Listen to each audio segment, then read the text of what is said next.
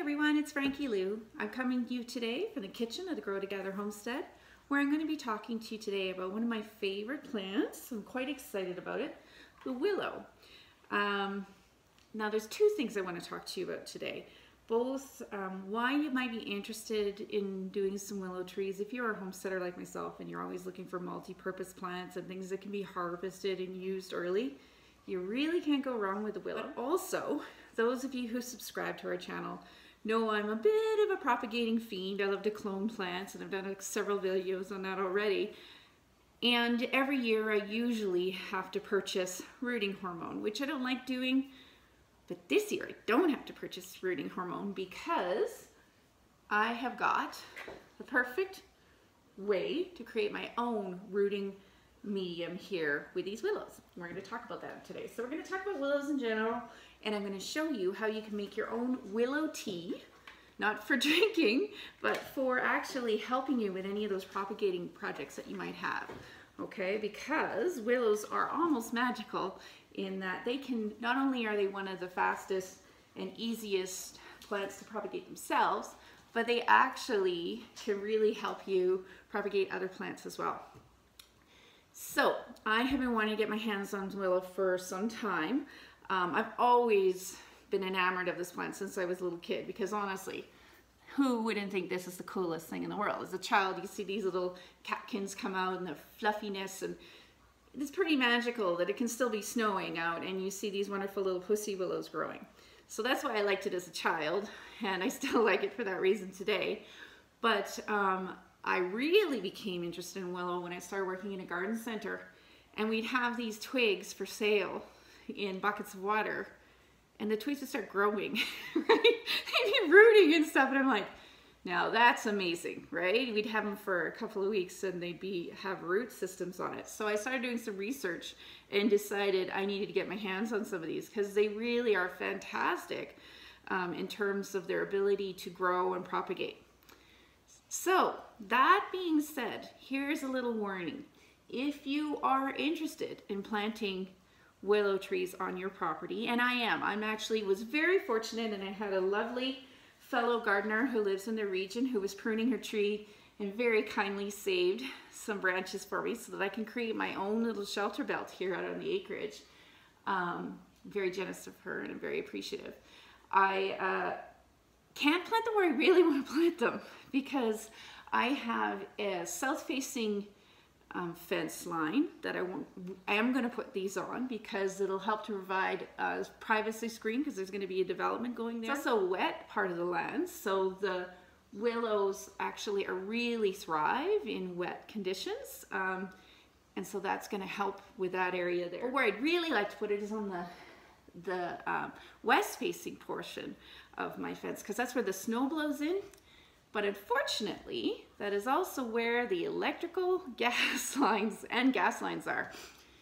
So willows grow amazingly fast. So do their roots. So do not plant willow trees close to electrical lines, close to gas lines, close to your septic field, close to your foundation.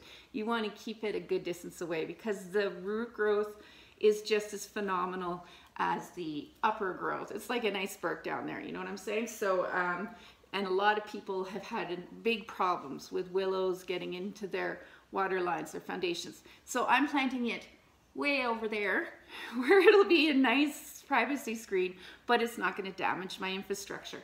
So do keep that in mind. When I talk about growth, I'm talking like it's insane. In ideal conditions, okay, even here in Alberta, in my little southern Alberta homestead where I got a sunburn yesterday and there's about a foot of snow out there today. It's crazy. Like the temperatures are crazy up and down. This is still going to thrive, and cutting back helps it every year. If you cut these back, they'll thrive even more. And they can grow from 1 meter to 3 meters. In ideal conditions, even more in a year, each of these branches that you cut back. So if you're a homesteader and you like to do things like weaving, furniture making, stuff like that, willow is a great thing. So I'm going to be propagating this year, planting some nice little saplings in fall. In the spring, I will be able to cut branches from that and use it. That's pretty darn good. You don't see a lot of things that you plant, especially trees, that you can harvest from that quickly. So one of the reasons I like it. Okay, you can create living hedges out of these. I'm going to put mine about 4 feet wide apart from each other, and they're going to do great. Okay, and the other thing is I'm going to propagate these trees. I'm going to root them in water. That water will contain compounds from this plant, which are going to help my other plants to propagate. Okay, so it's like a win-win-win. I'm going to get some beautiful decorative little branches in my house for a few weeks. I'm going to get some lovely willow tea for propagating, and then I'm also going to have a lovely shelter belt next year, right? All because a friend of mine decided that I could have some of her branches from her prunings. It's pretty fantastic. So I'm going to show you 2 different ways to make the propagating tea. Okay, so what I'm going to do here is I'm going to start trimming. What you're looking for is the greenest, straightest branches you can find. And I like them to be about as thick as my pinky. Now is I'm going to cut off some of these lovely branches, which are about as thick as, and they're lovely and green. You do not want to have any leaves on the branches that you're propagating. Okay, and you want to be about a foot long. So this one's maybe a little long, but that's a perfect, see, nice and green, and it's probably close to a foot. I'm going to pop it in a bucket of water. In a few weeks, I'm going to see some really, well actually, I'm surprised sometimes how fast it roots, but I'm going to have some nice rooted plants here. This one's okay to use as well. Okay, I'm going to use this one. That's going in there. And these ones I'm just going to put in a vase because they're so pretty. But they'll probably root as well. So when I'm done with them looking decorative, I can also plant these.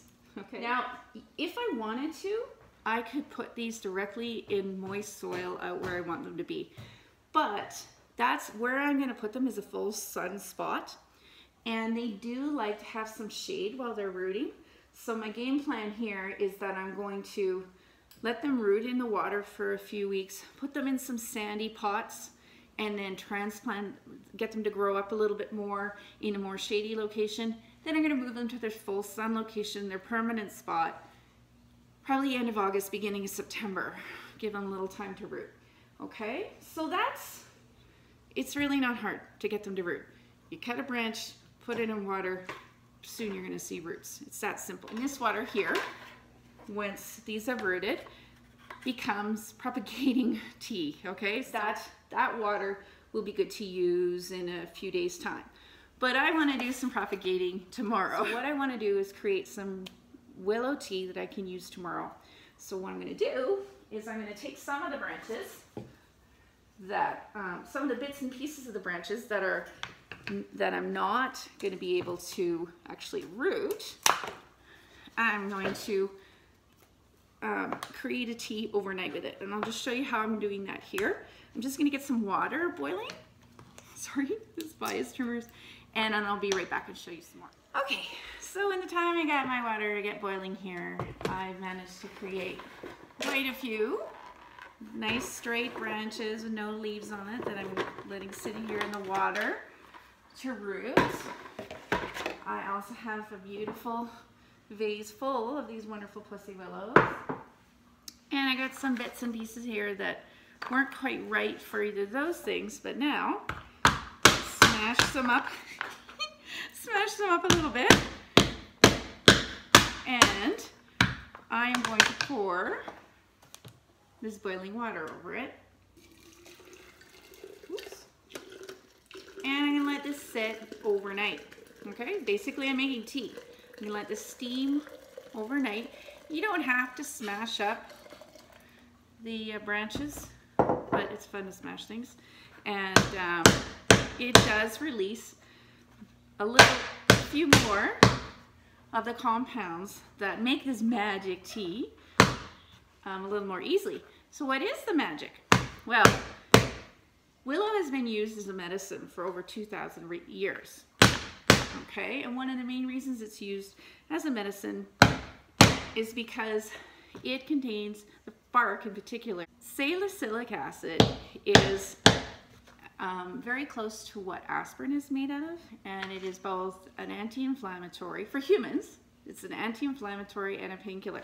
Now for plants, what it's good for is it triggers the plant's defense response, okay? Because whenever you hurt a plant, and yeah, cutting it is hurting it, it is much more vulnerable to things like infections from negative bacteria and negative fungi.